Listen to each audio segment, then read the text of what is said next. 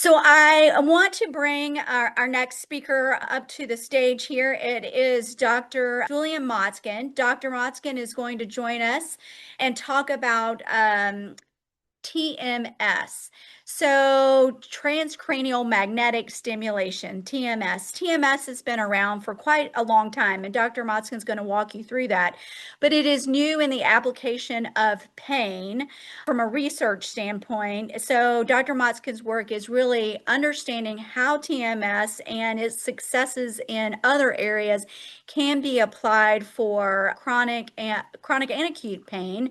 And his research is showing that it is tremendously beneficial. You can have access to TMS off label, and people are out there to use it and provide that service. But what we're going to do today is talk about what you need to know about TMS and how it works for pain reduction so that when you go to these individuals who are providing that service today, what you need to know and how you can get that service. He's also going to walk through his research, and that research is really important, not only to ensure effectiveness, to help get insurance coverage for this because it's not approved for use by FDA for pain removal. It is continuing to be an out-of-pocket expense.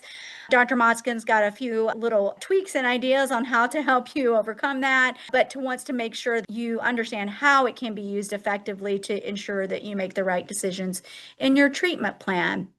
So, Dr. Motzkin, welcome. Thank you so much for joining us. Thank you, Sherry. It's really a pleasure to be here and amazing to see Dr. Spiegel's work too. It was fantastic. Yeah, it is fantastic. And I'm glad to see you made it. I was getting messages that you were having, what was it, a fire drill or something along that Yeah, nature? hopefully not another one, but I'm here safely and securely. So looking forward Yeah. to the chat today. Well, thank you so much for making that happen. I Sure. want to turn the floor over to you. I know you've got some slides to kind of help us understand what TMS is and how it works. So you do that, and if you will take a few minutes while he's speaking, drop the questions that you have from his presentation into the Q&A box, and we will come back to him after the slides and let him take a stab at answering them. Thank you. Go ahead, Dr. Moskin. Fantastic. Thanks again, Sherry. And so I am a physician scientist at UCSF doing interventional pain practice, but also leading some clinical trials of TMS, transcranial magnetic stimulation for chronic pain of different sorts, and using TMS also to develop new biomarkers or tests to figure out brain bases of pain disorders.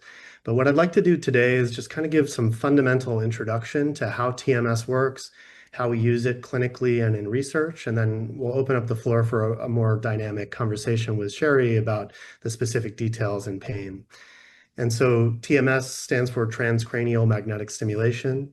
Transcranial meaning that it goes through the hair, scalp, and skull to stimulate the brain non-invasively without requiring any invasive procedures, surgery, or injections. How it works is through this electromagnetic induction principle. So electricity travels rapidly through a coil of wire, which you can see on the right side of the screen. That coil of wire creates a magnetic field, which you can see as the red and pink outlines. And the magnetic field creates electricity about 2 or 3 centimeters below the stimulating coil, which can reach a lot of different areas of the superficial brain, so the part of the brain that's close to the scalp. And through repeated or rhythmic applications of TMS pulses, we can change the way that different brain areas activate or talk to each other with a goal of creating plasticity or facilitating changes in the brain to open it up for other types of therapies. TMS currently is used most broadly for depression. And so the great success story of TMS and the reason why most people are familiar with it in their community is because it was approved by the FDA in 2008 for depression and really has accelerated treatment of depression without medications in a way that is sustainable and more reliable for individuals. More recently, it's been approved for OCD, nicotine use, and migraine, specifically for migraine with aura and chronic migraines, a slightly different question. I saw a question already come up in the chat. We'll talk about that later. But it's being studied for a variety of other conditions, both here in the United States and in Europe, where it was recently approved for neuropathic pain, so pain caused by a problem in the nervous system. And one of the fundamental questions about TMS is it safe? And what does it feel like? And we'll talk about that a little bit today. But ultimately, because it's non-invasive and involves electrical stimulation through the head, nothing's entering your body. It's generally safe and well tolerated. There is some risk of seizure that we talk about in terms of prior risk factors of seizure, but those are incredibly rare events. And most side effects are mild and well tolerated and typically improve over sessions of TMS, including things like mild headache or scalp discomfort, some fatigue or dizziness after sessions. And so fundamentally, how we use and apply TMS relates to the coil that we use. And so the coil is this coil of wire through which the electricity travels and creates the magnetic field. And the most common coil that you're going to see in clinical practice and in research is this figure eight pattern. And so where these two figure eights meet at the center, the electrical field is the strongest, and it allows us to be very precise with our targeting. There are different shaped coils, including coils where the figure eight pattern is bent a little bit, which shapes the field downward deeper into the brain, which allows us to get deeper structures. And there are different types of coils that involve helmets that go over the head, which can target further deeper structures, but lose a little bit of the precision. So the figure eight is the most common that you're going to see. And again, because we have this figure eight pattern where the energy is maximum right in the middle, it allows us to be really precise. And so we use something called neuronavigation, which allows us to personalize targeting to specific areas of the brain. And the image that you see here is from our lab, where we're targeting the primary motor cortex, or the area of the brain that creates movement on the other side of the body. And we can do so very precisely with millimeter precision, which allows us to stimulate specific areas but miss other areas nearby. And that precision turns out to be really important for pain relief across different disorders, which involve stimulating different brain areas. And fundamentally, how we get TMS to work for clinical conditions relates to the rhythm or pattern of pulses. And so there are a variety of different patterns or rhythms that we use, which relate to the frequency of pulses. Each pulse is less than a millisecond. It's a very brief click or tap that you feel on the head. And depending on the pattern, we can create or reduce plasticity or improve the way that different brain areas talk to each other. And the most common types of patterns that you'll see are high frequency, so rapid rates of pulses, or low frequency, slower rates.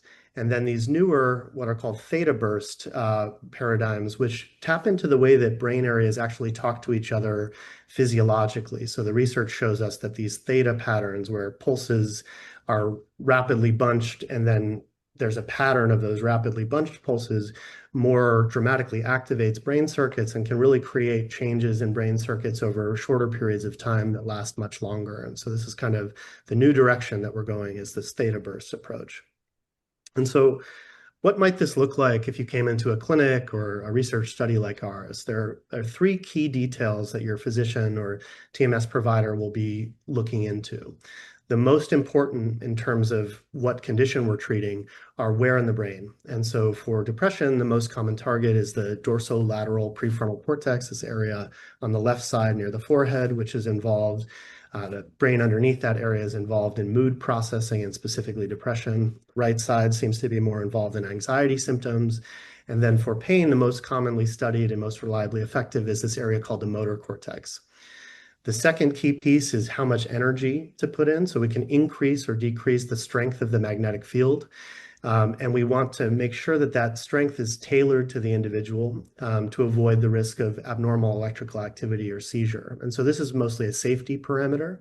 And we use the specific amount of energy that creates a twitch in the hand only half of the time that we stimulate. And that keeps our stimulation safe and generally well tolerated. And finally, that pattern that I mentioned, either high or low frequency of pulses or theta burst, which creates the plastic change in the underlying brain that allows the therapeutic effect to take hold.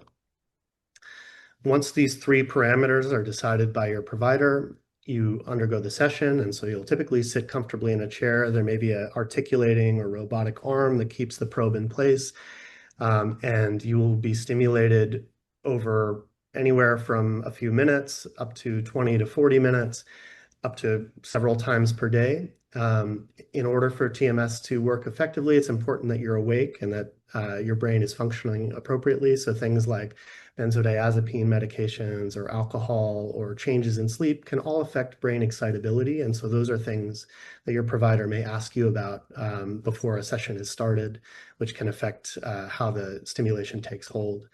And then finally, we will repeat these sessions over days or weeks to gradually build the effect over time. And so for the depression approved protocol, the most common pattern is about 5 weeks of every single weekday TMS for 20 to 40 minutes per day. And with that pattern, you can obtain relief for up to 6 months or more, and in some cases, develop sustained remission for depression symptoms. And so there are some pros and cons of TMS that I've alluded to already. The major pro is that it's non-invasive, it doesn't require drugs.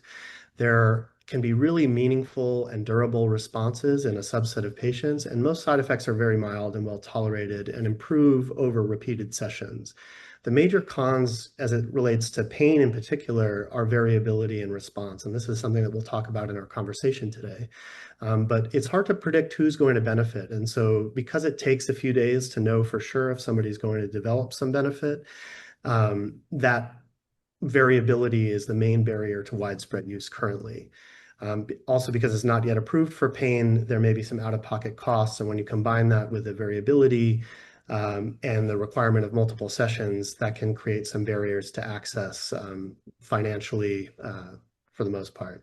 And then it may not be appropriate if you have certain conditions, most notably a history of epilepsy or seizures, but also certain types of implanted devices like cardiac defibrillators or pacemakers or implanted neuro or biostimulators, especially things near the TMS coil.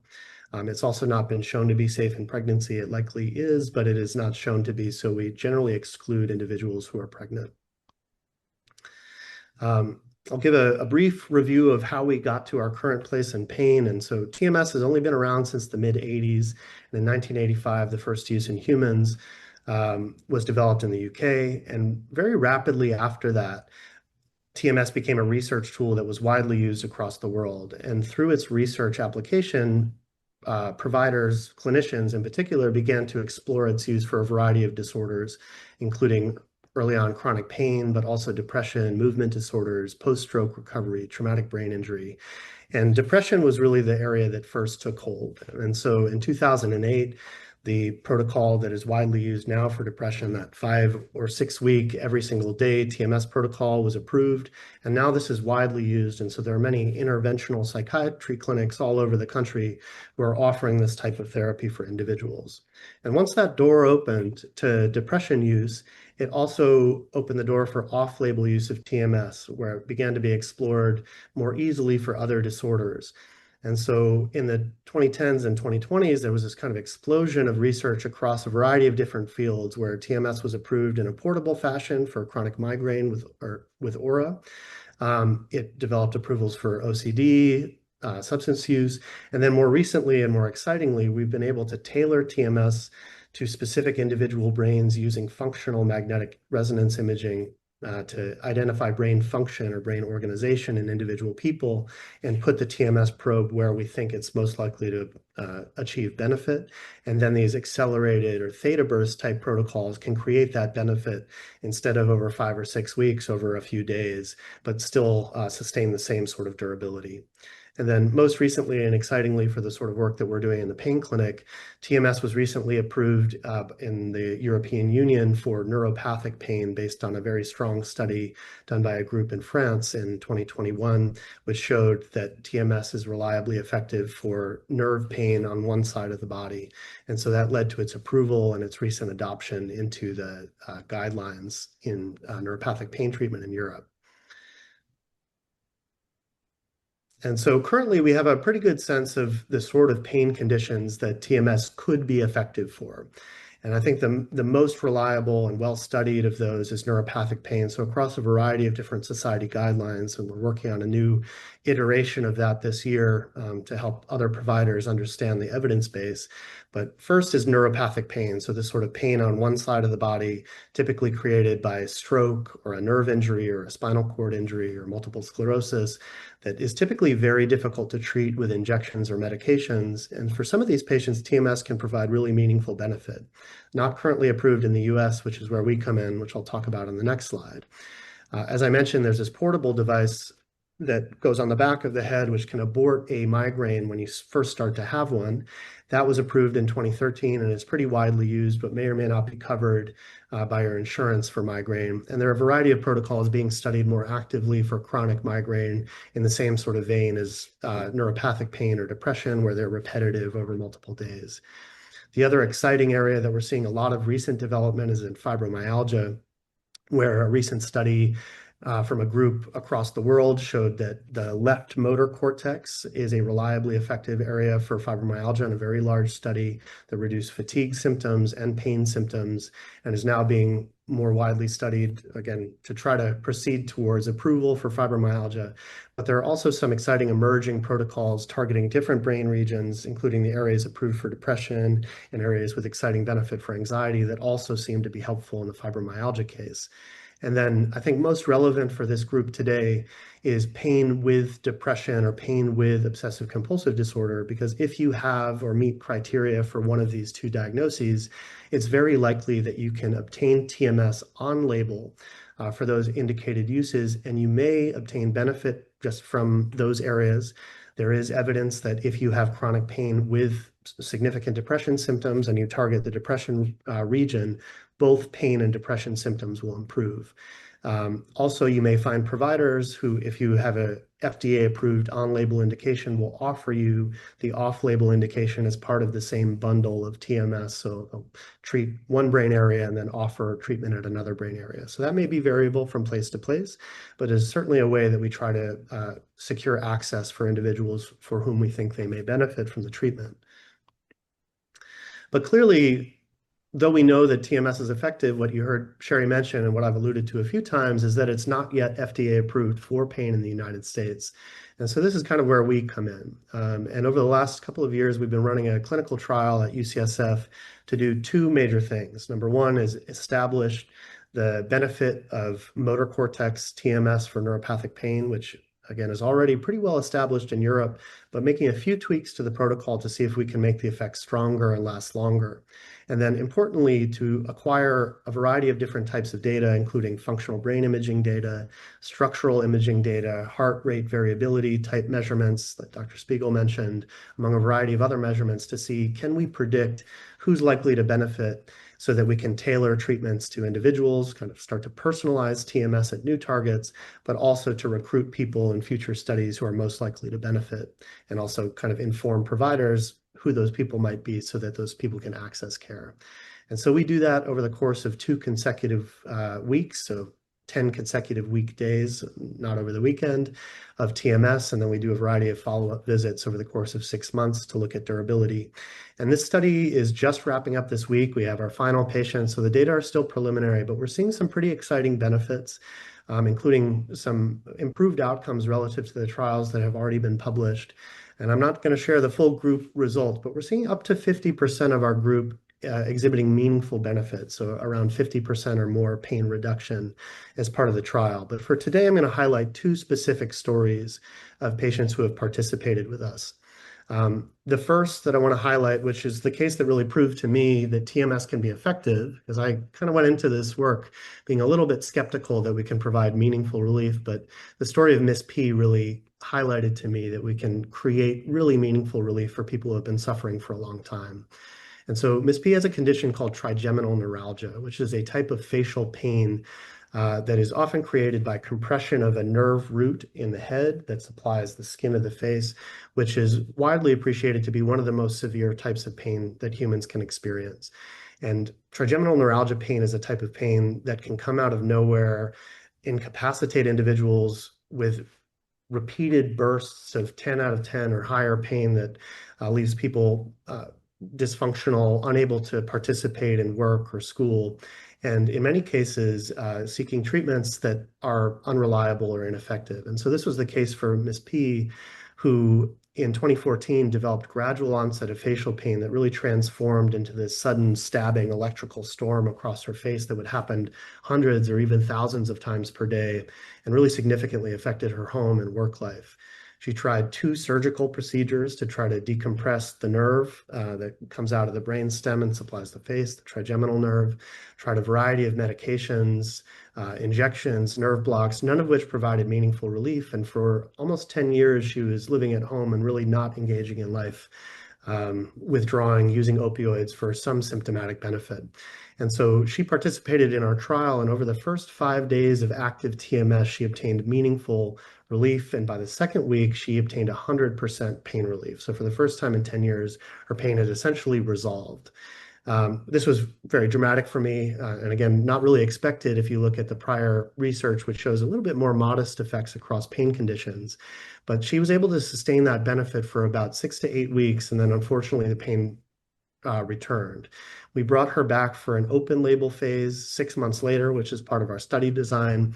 And impressively to me, we were able to reproduce that exact same effect over the course of 1 week, and again, achieved 100% pain relief that lasted for about 2 months. So the case of Miss P showed us that pain relief is possible, even when pain has been persistent for 10 years and there has been damage to the peripheral nerve, causing ongoing pain signaling to the body, but also highlights some of the limitations that TMS can help, but it often is not a permanent fix. It may require some sort of booster sessions because pain often will return afterwards.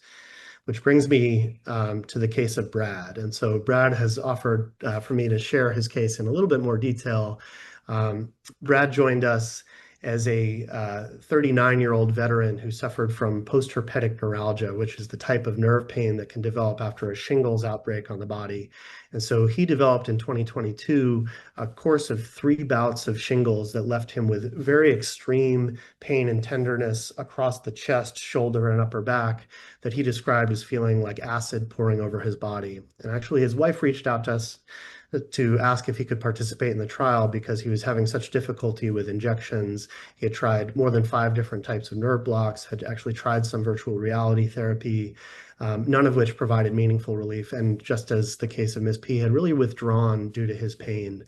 And his PTSD from combat had also really amplified. And so we know that pain is not just a sensory problem, but really affects in the biopsychosocial model a lot of different ways that we interact with the world around us, kind of affects our vision of ourself and how we engage with the world. And so Brad came to participate with us without too many high hopes for participation, but just like Ms. P, over the first week, he was able to achieve 100% pain relief. So his pain went from being persistent with frequent flares throughout the day triggered by touch or movement to complete relief. And unlike Ms. P, his pain relief lasted a little bit longer. So he had about 3 to 4 months of benefit.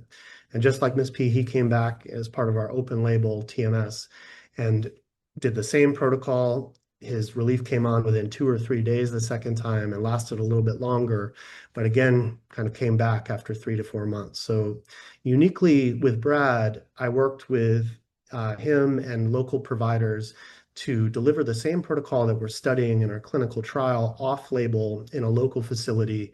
And so a local facility was willing to offer him at a slightly lower cost than they would typically do the exact same protocol. And so for the last 2 years now, Brad has remained pain-free, has returned to work, has really improved his sort of like home life, engaging with his wife and raising his young child in a way that he describes to me as completely life-changing. So this is one of the most rewarding encounters that we've had in our clinical trial, and has proved to us that when TMS works, it can work pretty reliably, but also we may need to do booster sessions or some sort of repeated forms of TMS or adjust our protocol in some way that we can really try to sustain these benefits over very long periods of time. There are also some emerging types of non-TMS types of brain stimulation that we may discuss, including focused ultrasound or temporal interference stimulation that may take the same insights that we're gleaning from the TMS story and allow us to do treatments at home with portable helmets and really sustain these benefits. So very exciting for us and really prove to us that we're moving in the right direction.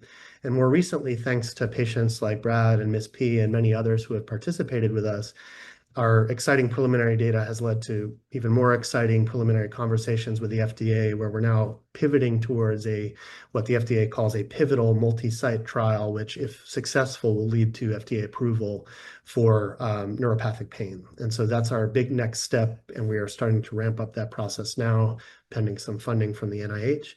But we're very excited about the sort of insights that we've been able to glean so far, some of the basic research that comes along with that we're working through now, and then the upcoming future of TMS that we have, hopefully in the near future, where we'll be able to broaden this, get it approved, and improve access kind of across the country. So as a review, the key things I want you to take away is that TMS is a non-invasive, generally safe and well-tolerated treatment that involves using magnetic pulses to create electrical changes in the brain. It allows us to be very precise with that, which is both the benefit and some of the limitations in terms of how we find the right area and how we personalize that area. We have to be very precise and specific. But when we find those areas and we do rhythmic, repetitive, patterned TMS, we can create long-lasting plasticity in the brain that opens the brain up for potentially other types of therapeutic interventions, like virtual reality, for example, that may allow us to sustain those benefits long after TMS. And so that's something that we're very excited about, combining TMS with other types of interventions, including medications like ketamine or behavioral therapies like virtual reality or therapy that can sustain benefits. And then over time, we see that repetitive TMS or booster sessions can really sustain those benefits, even in folks where the other types of behavioral interventions may not be helpful. And so because TMS is FDA approved, it can be delivered off-label. So you may be able to access this in your community. If you live in Europe, you may be able to access this in an approved form. And then if our work continues in this direction, we hope to offer it more broadly for individuals with chronic pain throughout the United States.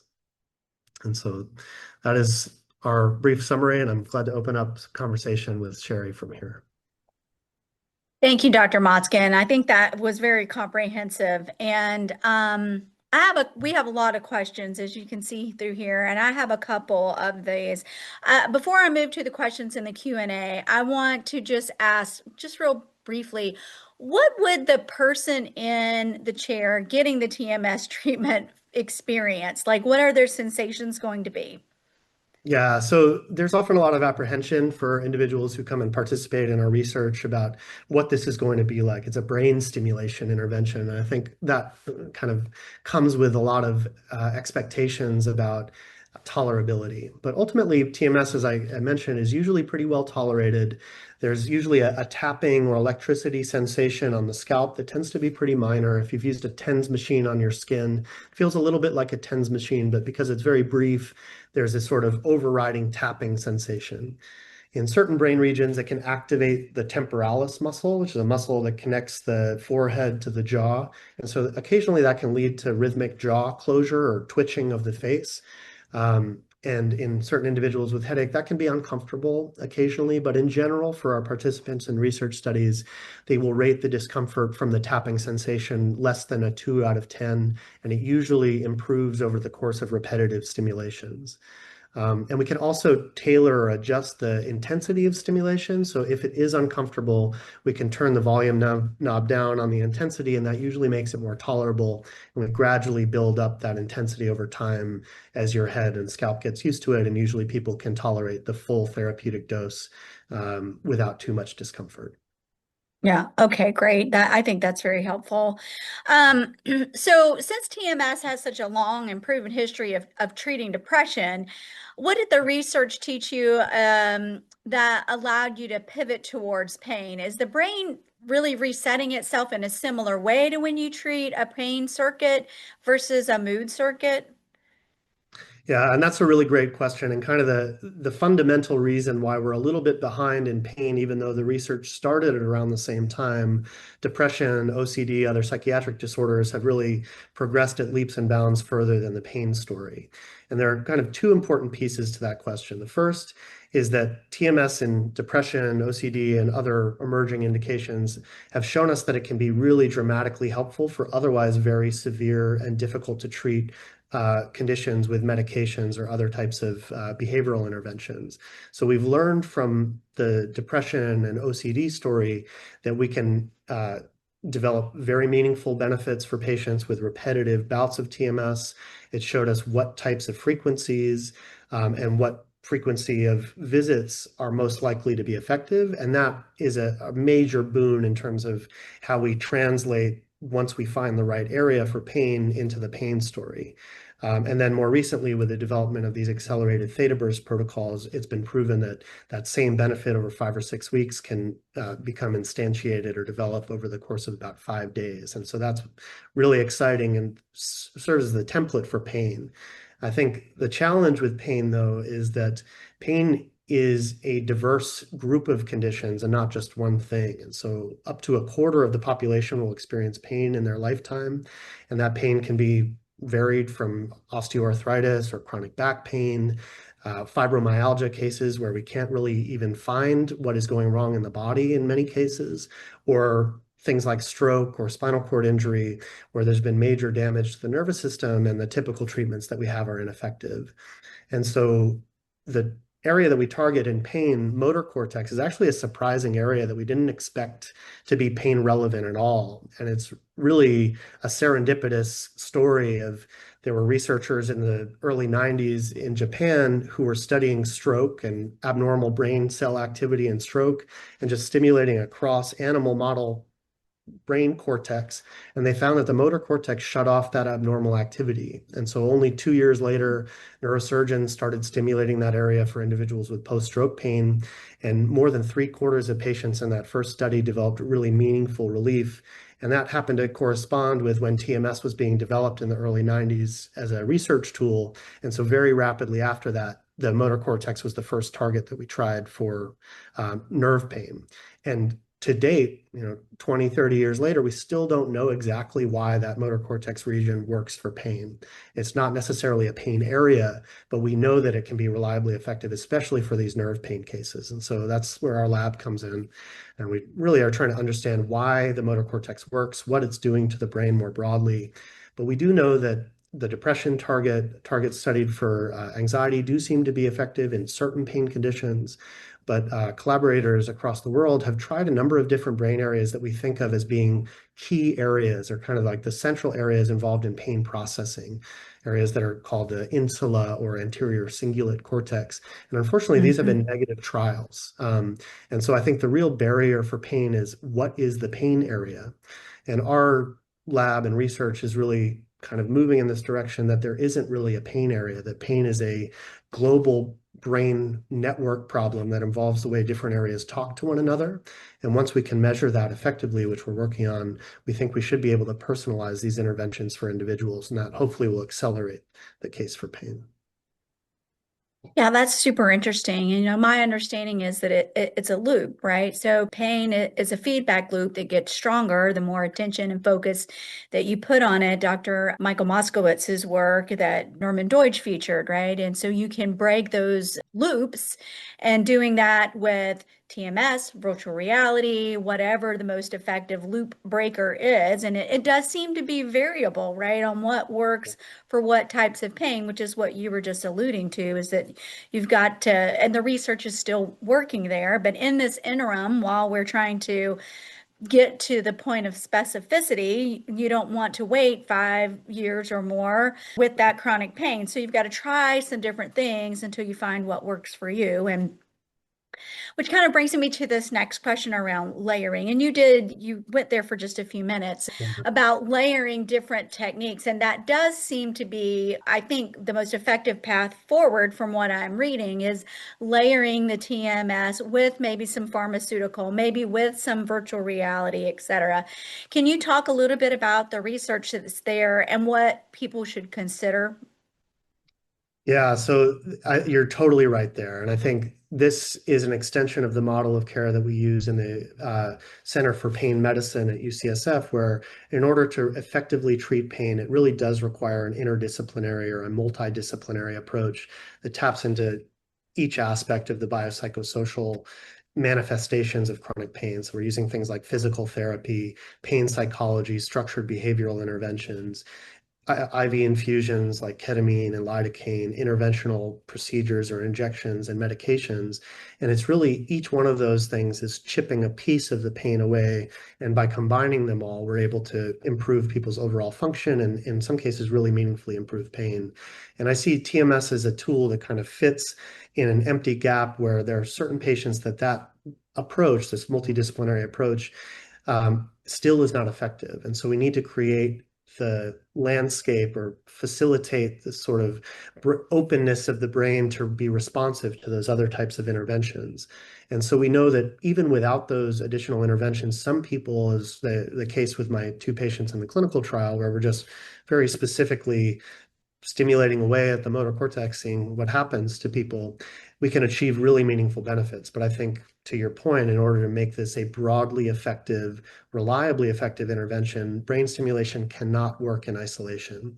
And so we think that what TMS is doing fundamentally is opening the brain plasticity so that circuit-directed behavioral interventions, things that change the learning mechanisms, develop new patterns of behavior, can better take hold. And so I think one of the most exciting research developments in this area came out of Stanford a few years ago, where TMS was shown to change the way that people are hypnotizable. And for a long time, hypnotizability, this idea that you can be effectively hypnotized to treat certain conditions like mental health disorders and even pain, was thought to be an individual level trait. Like you either have it or you don't. And research out of Stanford showed that if you use TMS, you can modify that trait. You can develop this sort of responsiveness to suggestion, which I think just as a proof of principle tells us that that's what TMS is doing. It's opening up the ability of the brain to be more responsive to other types of interventions. And so for people in my trial that kind of fall into the mid-range of they're getting some relief, but maybe not as meaningful as the two cases that I presented, it's very likely that combining with virtual reality, behavioral therapies like hypnotism that have fallen out of favor over time, but have really strong historical evidence base, cognitive behavioral therapy, acceptance and commitment therapy, and then medications that we know can modulate the amount of pain signals coming in from the body. Combining all of those things in a tailored treatment plan for an individual is certainly the way of the future, I would think. Yeah, so tomorrow we have Dr. Brett Boyette talking about the use of ketamine, not for pain, but for treating addiction. And I'm sure we'll get into the conversation with ketamine tomorrow as well. But what role do you see ketamine playing in that? Is it more, and it's similar to what you said, TMS, it's put your brain into that state of plasticity that then you combine with other therapies? Okay. Yeah, that's right. We call ketamine in our research and clinical world a neuroplastogen, meaning that it kind Mm-hmm. of opens up the brain for plasticity. And ketamine's a whole topic in its own right, but because of the sort of changes that we're seeing in the study that I didn't talk about, where we're using a cap of electrodes and then stimulating with TMS a variety of different brain locations and looking at ripples of activity across the brain, we see changes in very specific waveforms that are sensitive to ketamine. And so we think that doing things like TMS as a diagnostic tool may show us the patients for whom ketamine is more likely to be beneficial, because currently ketamine, just like TMS and some of these other emerging therapies, is really variable. And because it's off-label, the cost can be a big barrier for trying it out in the first place. And then durability is the challenge, where we need to find ways to sustain benefits when people do get benefit from these things. Yeah, so let's talk a little bit about the cost, sorry, not the case, the cost for TMS. And I know you had a couple of tips. You mentioned those in your presentation for how to get your insurance to cover some or a portion of that. Can you walk us through what the typical cost is? I know that it's a range, it varies by where you are geographically, but just bookends. Yeah, exactly. And as a not a practicing interventional psychiatrist, I think there are some details and nuances that are a little bit challenging for me to comment on specifically. But because TMS is FDA approved for major depressive disorder that is treatment refractory, meaning you've tried two antidepressant medicines and you still have symptoms, and because it's approved for obsessive compulsive disorder, those things are on label, and payers depending on where you are, should pay for those things. In practice, even individuals with Medicare or Medicaid may not have that as part of their benefits, and there are a variety of position statements that say this is approved, we know it's effective, we know it's safe, but nonetheless, payers may not pay for it. So this is a sort of individual thing where you have to go to a provider, have an intake visit, which is usually covered by insurance in these psychiatry clinics, and then they'll let you know what your out-of-pocket cost may be. And that can range from nothing to, in some cases, tens of thousands of dollars for a full treatment course. And so that's, I think, a real barrier on the advocacy and policy side that folks like myself and others that study TMS really have to lean into. In the off-label case, you're going to see a lot of variability. And so in my own work with patients who have obtained benefit and trying to find them other places where they can sustain that benefit, like Brad's story, I've seen costs that vary from $1,000 for an intake visit and $500 each session, and then kind of know that over 2 weeks, you require 10 sessions to, at least 5 or 10 sessions to see if it's beneficial. That's a pretty substantial out-of-pocket cost before you know if something's going to help. But then there are other places around that seem to be very flexible in their cost. And I'm working with some local providers to really tailor cost to patients that have specific needs and may have access challenges. And so I think most recently, Brad's been able to get this for $200 a session. And because he does this once every 4 or 5 months or so, that cost for him is a reasonable alternative to what he was otherwise doing, which was going to multiple doctors, trying procedures, traveling all around the region to try to obtain relief, where he's able to get a reliable, known to be beneficial intervention for him at some cost, but it allowed him to continue working and be productive in a way that he otherwise wasn't before. So as a clinician, where my goal is to get treatments into the hands of people that need them, all of this cost stuff really is a bother to me. I think we should be providing these with insurance coverage because it's safe. And in many cases, if you look at the number of patients required to see one patient with benefit, which is a little shorthand we use clinically for medicines and procedures, TMS is better than most of the nerve pain meds that we use in terms of that number. And in our trial, again, 1 in 2 or 1 in 3 or 1 in 2 patients are going to get meaningful benefit from the TMS, it seems. Yeah, so just to be clear, so it's outperforming the medication. In my Yeah, experience, yes. And that's not yeah, the same across all studies that have been done. And we want to prove that in our upcoming pivotal trial that's going to be FDA right. regulated. But that's the sort of pattern that we see. And when you compare that to the lack of side effects typically and safety profile, and the fact that you don't have to keep taking medications at home, there are a lot of advantages for TMS in that way. Yeah. Okay. Thank you.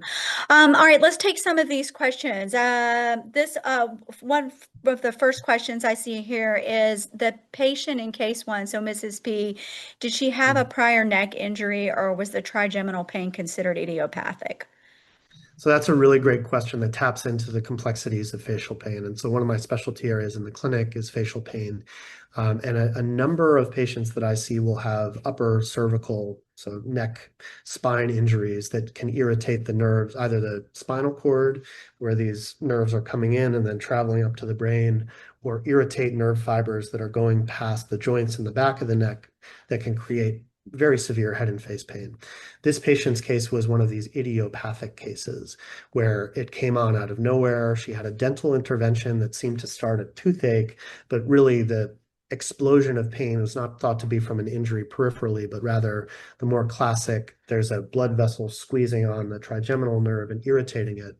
But as is the case with many patients that end up in our trial, the procedure that can be very effective for that, moving that blood vessel out of the way, was not effective for her and actually worsened her pain. And then another procedure was tried that left her with other nerve pain issues. And so by the time people are reaching me, it's a little more complicated often than is this idiopathic or is this related to a specific pathology that we can point to, because treatments have happened, some of which are destructive in their nature and have caused some damage to the nervous system. And so Ms. P's case is this combination of there had been some injury from the treatments, Some of the underlying, we don't know why this trigeminal problem happens, but in some unfortunate cases, it happens, and it happens in a very severe way. And again, really proved to me that regardless of the underlying cause, with certain patterns of pain, we're seeing pretty dramatic effects. And our goal is to see, can we make that work for everybody, no matter what their underlying cause is? Yeah, fantastic, fantastic. So does it work better for migraine with aura versus without? You have a perspective on that one? Yeah, so this taps into the approved indication and what it's doing. And so one of the leading theories of migraine over the last few decades is this idea of cortical spreading depression. So this wave of brain activity that travels from the back of the brain towards the front of the brain, which creates the typical visual aura. So the kind of scintillating scotoma or bright flashing lights in your vision is thought to be caused by that abnormal electrical activity that then spreads in a wave. That wave of activity also seems to create a wave of inflammatory molecules that travel towards the trigeminal nerves that sense pain. And so for individuals with aura, if you can abort that wave, so you can stop it from spreading with a single pulse of TMS, where unlike the repetitive forms of TMS that create or suppress plasticity, single pulses just briefly turn off activity in the area underneath the brain for that moment. And so the current device approved goes on the back of the head right when your aura starts, and the goal is to prevent that spreading depression and thereby prevent the subsequent cascade that leads to migraine. It tends, in my personal experience, to be less effective for individuals without migraine, and even those with migraine, it can be a little bit variable. So it is likely that a more repetitive type or pattern of TMS is going to be required. And there are a variety of studies ongoing all over the world trying to tailor specific protocols to the chronic migraine case. But currently, the evidence is a little bit mixed. Some studies are really impressive, but there's a lot of variability in terms of quality and rigor in those studies. So I think we've got a little ways to go to figure out how to treat chronic migraine effectively with TMS. Okay, good. Do you need a prescription for TMS or can you go straight to a provider? That depends on where you are. So in our facility, we have an interventional TMS and psychiatry clinic that provides on-label TMS for our community here. And I place a referral through the chart, and an intake person will talk to the patient. There will be an intake visit where appropriateness is determined, after which the treatment is submitted to insurance for authorization, and then there's an out-of-pocket estimate. But many private clinics in our area and around the world, or in the country certainly, these sort of interventional psychiatry. So if you search TMS, even in Yelp or Google, you'll often find one or two of these places. And in many places like that, you can self-refer. And some of the websites will have a PDF form that you can fill out where you give your symptoms, maybe some medication trials that you've tried, what you're hoping to receive TMS for, and insurance information, and they would counsel you on whether you need a formal referral from a primary care doctor or whether you can just attend and have an intake visit. Many of the self-pay, fully out-of-pocket type clinics, including places that we've collaborated with in the past, don't require a referral, but then the costs tend to be a little bit higher. So would you recommend people go to a pain specialist then, or is that where they should start then? So that's a really good question. And I think among pain specialists, the use and indication of TMS is still a bit of a mystery. I think most of us are trained in interventional pain, using medications, using procedures to help individuals with severe pain. But TMS in the pain case is still more of a research tool. And so my colleagues that are most familiar with TMS for pain are actually psychiatrists. And Okay. so in general, seeing interventional psychiatry and telling them that you have pain is probably a better way through than asking your pain doctor for a referral. Although you can try that, especially if you're established with a pain physician, including a pain physician who may be up to date on the most recent developments in terms of the research and the new guidelines, especially out of Europe that came out in 2025, that have now added TMS to the first or second line of treatments that we should be thinking about. So more and more, I think you're going to be seeing your pain providers becoming more knowledgeable about TMS and where it fits in the overall landscape of treatments. But it does make sense that psychiatry would be the best place to go, right? Because of the use and on-label use for depression. So that does tend to make sense, right? So then if you're going to go and start there, because then it can get covered under insurance, then the question would be, can you use this for pain and how are you using it? What questions should they ask specifically if they're going to go down that path to make sure that that provider knows how to use it efficiently and effectively for pain, since it takes a little bit of time to figure it out? So that's a great question. I think important for the audience here to be appraised of that. And so in some cases, you may find more of a one size fits all. Like we do TMS for depression, we do the depression target. You can come in and get that treatment, and we'll see what happens. But the fundamental questions I think that are important for individuals suffering with pain to ask in these contexts are the three treatment details that I mentioned. Where are you stimulating, at what frequency, and for how long? And so if your provider is able to give you a detailed discussion about what brain region and why, and then can comment a little bit on, yes, we use the FDA approved version for depression, which is, again, the dorsolateral prefrontal cortex, this area in the frontal lobe, but we also may add on primary motor cortex, which is the region that we've been studying. Those are individuals that you may find some flexibility in terms of protocol. So let's say we are aware that the motor cortex is the most effective and evidence-based region, and we may offer you, after you get your 20 minutes of TMS in the dorsolateral prefrontal cortex, some additional stimulation at the motor cortex. And so our clinic here at UCSF, the faculty-based academic center interventional clinic, when I refer patients, they will often talk to and in some cases offer that as an option for patients because they've seen some of our preliminary results, and they also know through our kind of collaborative discussions that there is exciting emerging research, and we may want to be targeting a second area as part of the protocol. So I think the key are, where is it? Why is it there, in the brain region particularly, and then at what frequency and how long, just so that they can give you some information about what to expect. And then I think the final important question is, what are your outcomes for patients like me? So when you treat a patient who has pain, are you generally seeing benefit or not? And one of the medical directors of a private facility near us has shared with me that he's been tracking data, for example, on this exact subset of patients, and they're seeing specific patterns and outcomes that they're using to inform their future patients.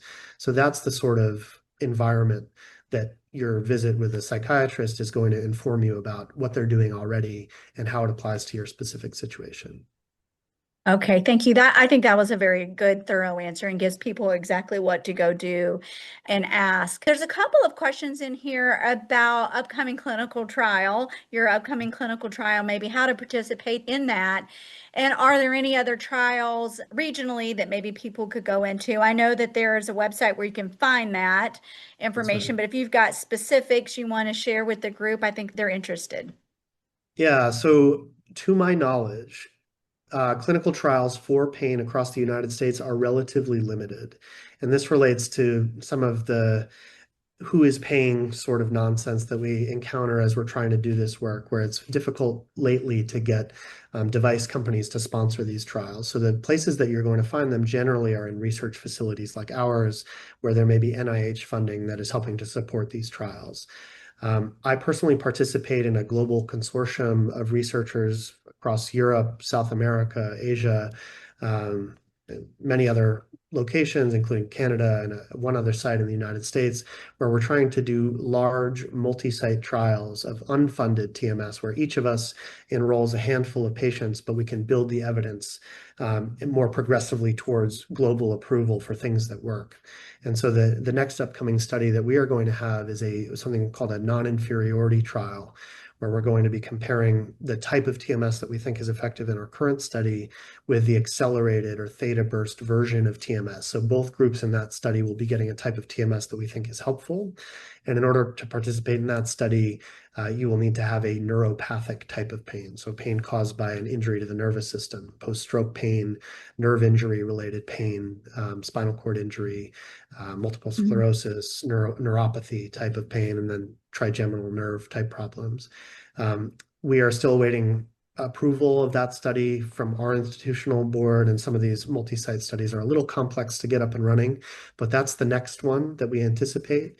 And then pending funding, we may have our pivotal multi-site trial of exactly what we're doing now, but with additional booster sessions every week afterwards to see if we can really sustain those benefits over a long period of time. That should be enrolling starting next summer if everything goes to plan. And so our goal in general is to broaden access through research, but also through research to learn what works, to develop approved indications. And so these are the two kind of near future studies, but we hope to have a variety of other research-based studies where we're doing more open label things where you kind of know what you're getting, but we're studying more of the mechanisms of the why it works. So you get some benefit, hopefully, but we also learn from you about why or why not it may work. So the best way Okay, to thank find you, those Doc. things, sorry, a long-winded answer, but the best way to find those things, you can go onto my faculty page, which was on the summary slide through UCSF, and it lists our active trials. But you can also search on clinicaltrials.gov and search the words TMS and chronic pain, and it'll give you a list of enrolling trials across the United States.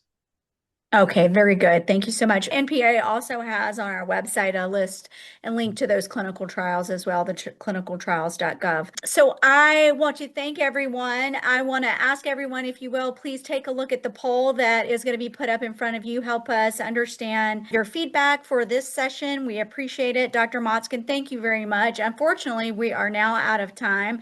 And your presentation was really phenomenal, and I think gave everybody a great sense of what it is, how to evaluate its use. And I think really the key takeaway is you can use TMS for pain today. You have to find somebody who's using it basically for depression and willing and understands the research well enough to be able to apply that for pain. And you should get, and it is offering very substantial results beyond that of medications. So hopefully I have that summary correct. If not, step in there. That's perfect. Thank you, Okay. Sherry. Yes, perfect. Good. Thank you very much. All right. Thank you, Dr. Motzkin. We will check in with you soon on my end to follow your research and keep abreast of what's going on so I can keep everybody here.